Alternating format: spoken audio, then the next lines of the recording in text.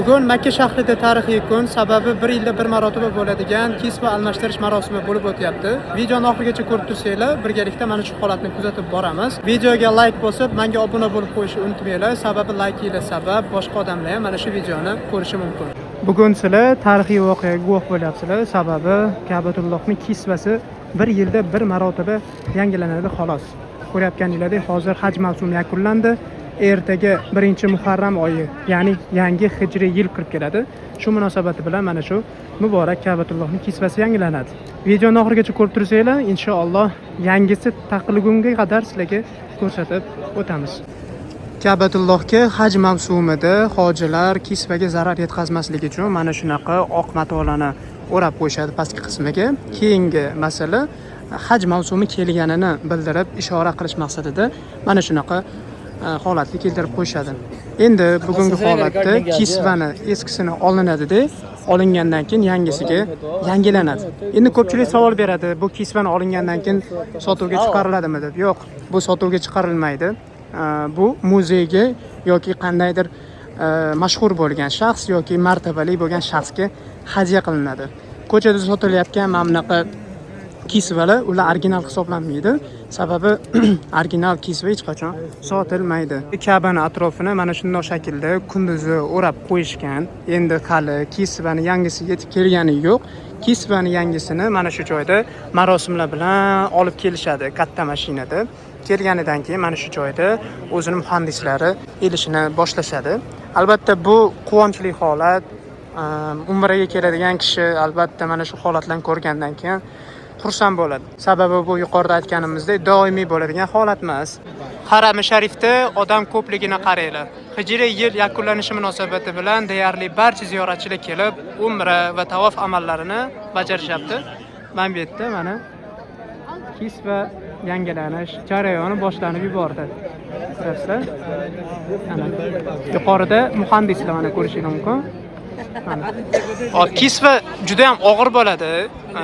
Bizga kichkina ko'rinib turgan narsani mana shu bir tomonini 10 ta 15 ta odam tevaga ko'taradi. Ko'ryapsizlarmi?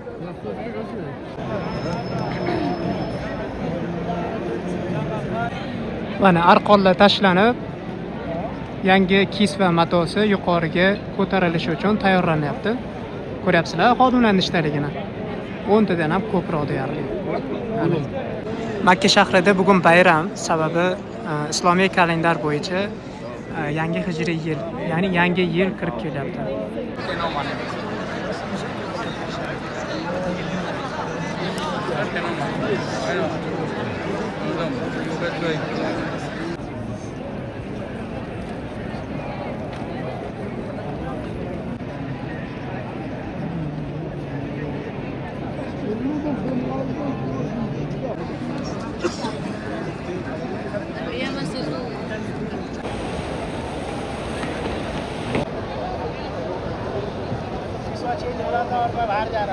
Haram-i Sharifda odam rosa ham ko'p. Hijriy yil yakunlanishi munosabati bilan hamma ibodat bilan mashg'ul.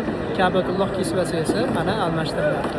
Mana shu sizlar ko'rib turgan kisvani hajmi 650 kvadrat yoki undan ko'proq bo'ladi. Mana shu belbog'ning nomini Xizam deyiladi. Aynan mana shu joyiga 24 karatli oltinning suvi ishlatiladi va kumush iplardan foydalaniladi.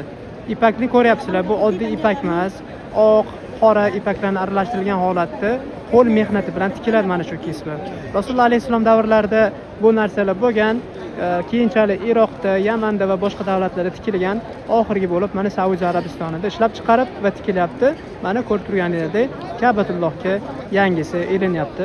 O'zbekistondagi islom sivilizatsiyasida ham mana shu kisvani originali joylashgan bo'lib, aynan mana shu eshikdan olingan hisoblanadi. Soat minorasining ham yuqori chiroqlari yongan. Soat minorasining chiroqlari oy yangilanishida, Saudiya Arabistoni bayramlarida va islomiy bayramlarda aynan mana shu soat minorasining yuqori chiroqlari yonadi. Mana bu porlab turadigan payt faqat 1 yilda bir marotaba bo'ladi. U ham bo'lsa Qurbon hayiti kelganida. Ey, bavrini artibda ko'proq. Ya, ele tá tirando uma bomba. Olha daquele lado. Bom, mas não é não.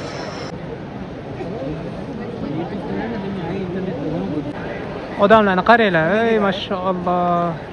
Hamma videoga olyapti. Ijtimoiy tarmoqda keng tarqalishi aniq bu. Mana qaranglar.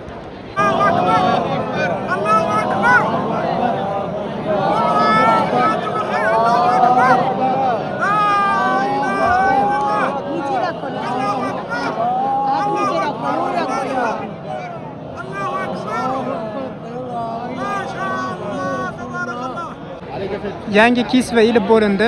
Endi astagina tagidagi kisva olib tashlanadi.